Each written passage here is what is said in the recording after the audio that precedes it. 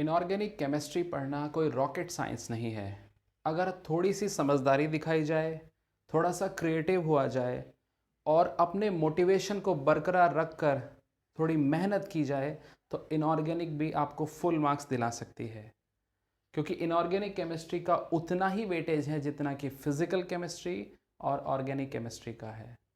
तो जैसा कि आप देख रहे हैं, एस ब्लॉक का हमने चार्ट आपके सामने यहाँ डिस्प्ले किया है, जिसमें दो ग्रुप्स होते हैं, एक तो अल्कली मेटल्स और दूसरे अल्कलीन अर्थ मेटल्स। और बड़ी ही सुंदरता से हमने कोशिश की है एनसीईआरटी और जितनी भी इम्पोर्टेंट सिलेबस की बातें हैं वो सारी हम एक चार्ट में डिस्प्ले कर सकें और उसे अपने लिए हम बार बार रिवीजन टूल बना सकें। आइए इसको शुरू करते हैं। अल्कली मेटल्स हम जानते हैं, they are lithium, sodium, potassium, rubidium, caesium and francium.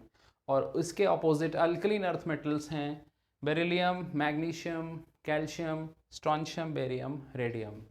तो सबसे पहले ये जानिए, फ्रांसियम और रेडियम की पढ़ाई जनरली केमिस्ट्री में इतनी नहीं की जाती because they both are radioactive in nature. इस फैक्ट को आप याद रख सकते हैं।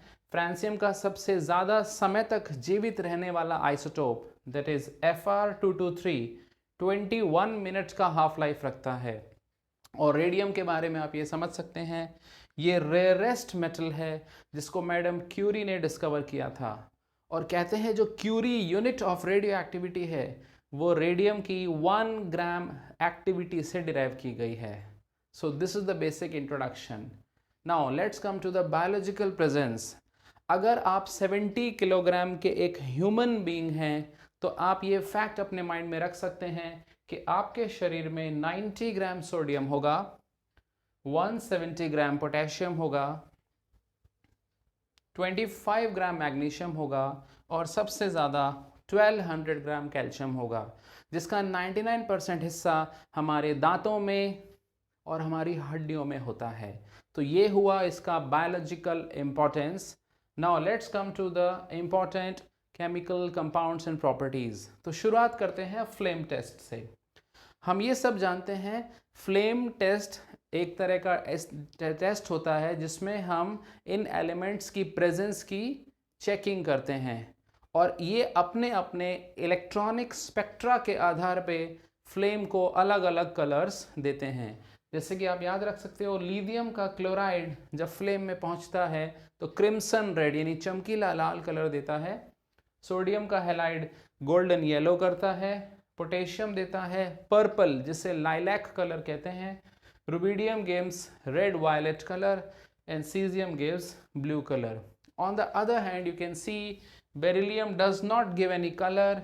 Magnesium also does not give any color because their ionization energy is quite large. तो शुरुआत कैल्शियम से होगी। कैल्शियम ब्रिक रेड कलर देगा, स्ट्रॉन्शियम क्रिम्सन कलर देगा और बेरियम देगा Apple green. So with this knowledge we can identify these elements. Now coming further, let's now come to the compounds. Lithium का सबसे स्टेबल कंपाउंड होता है lithium oxide, जिसको जब आप पानी में घोलेंगे तो वो स्ट्रॉन्ग बेस बन जाएगा, राइट।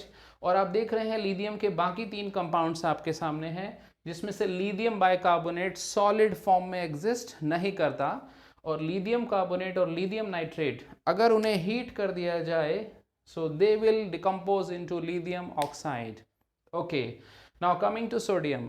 सोडियम जब ऑक्सीजन में या एयर में जलाया जाता है तो it gives sodium peroxide because the size of sodium is bigger.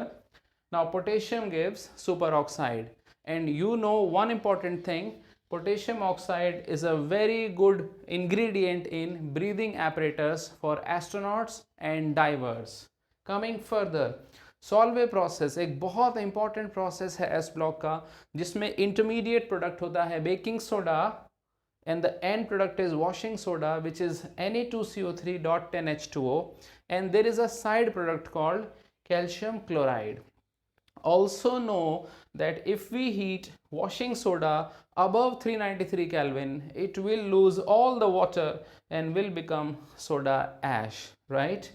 There is 2 more compound you can see which are less soluble in alkali metals, lithium का फ्लोराइड सबसे कम सॉल्युबल होता है लिथियम के कंपाउंड्स में, और सीजियम का iodide ये भी कम सॉल्युबल होता है सीजियम के कंपाउंड्स में। फर्दर समुद्र के पानी में 2.5% वजन NaCl का होता है, and if you electrolyse this, यानी you do electrolysis of NaCl solution, you will get caustic soda NaOH and Cl2. So this is the method of preparation of NaOH.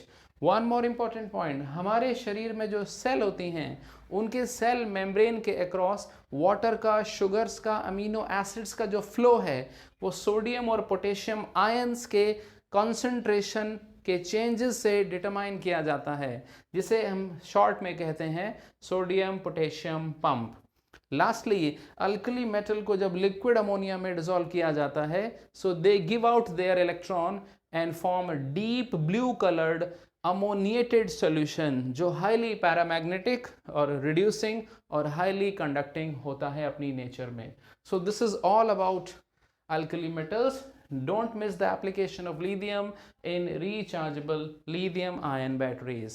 Now coming to alkaline earth metals, सबसे पहले जानिए जो पत्तों में हरा रंग chlorophyll का होता है वो मैग्नीशियम की वजह से कहा जा सकता है।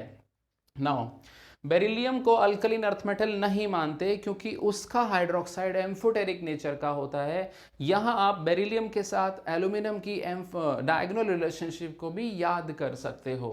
फर्दर बेरिलियम के हैलाइड्स कोवेलेंट कैरेक्टर के होते हैं। आप देख रहे हैं ये लुईस एसिड है क्योंकि इसके अंदर खाली ऑर्बिटल होंगे, और एल्यूमिनियम क्लोराइड की तरह ये भी फ्रीडल क्राफ्ट रिएक्शन में इस्तेमाल किया जाता है। और बेरिलियम का हाइड्राइड बनाना बॉन्ड्स के थ्रू एक ब्रिज का पॉलीमर बनाता है जो आप यहाँ देख पा रहे हैं। मैग्नीशियम का हाइड्रोक्साइड एंटासिड नाम से स्टमक की दवाई, एसिड की एसिडिटी के अगेंस्ट एक दवाई में काम आता है। कैल्शियम हाइड्रोक्साइड का वाटर, लाइम वाटर, जो वाइट वॉशिंग में काम आता है, you can see. Now coming to the solubility, stability and basicity, आप ये एक सेकंड में याद कर सकते हैं कि अल्कलीन अर्थ मेटल की स्टेबिलिटी, सॉल्युबिलिटी और बेसिसिटी हाइड्रोक्साइड के लिए डाउन द ग्रुप बढ़ती चली जाती है, बट कार्बोनेट सल्फेट के लिए ऐसा नहीं है। If you go towards beryllium, solubility will increase. If you go towards barium, stability will increase. Further, gypsum is a naturally occurring rock जिसका फॉर्मूला होता है CaSO4.2H2O. If you heat it below 393 Kelvin, you will get calcium sulfate hemihydrate, which is the plaster of Paris. But अगर आपने इसको ज़्यादा गर्म कर दिया, ये सारा पानी छोड़ देगा and it will become dead plaster. Alkaline earth metal के नाइट्रेट्स के बारे में खास बात याद रखें, if you heat it, it will give oxide oxygen and a paramagnetic gas NO2. And finally, don't miss the logic of cement. Cement contains 3 important ingredients and this is the decreasing order of their presence. Tricalcium silicate ये करीब 51% के आसपास होता है, dicalcium silicate is around 26% and tricalcium aluminate is around 11%. I don't think I have missed anything here, but you can add more beauty through your own studies. Don't think that this is the recipe and you have to copy it. You have to make your chart on your own. You can also do it.